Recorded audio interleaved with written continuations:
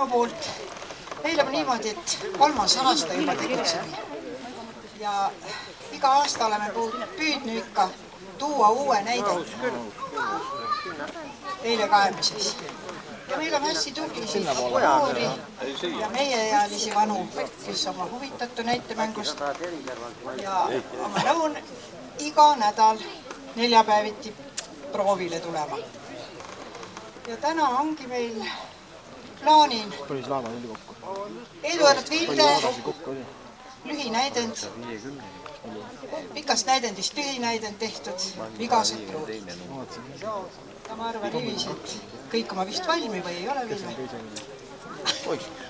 Suurem peakogust on valmis, aga natukene tuleb iluuta.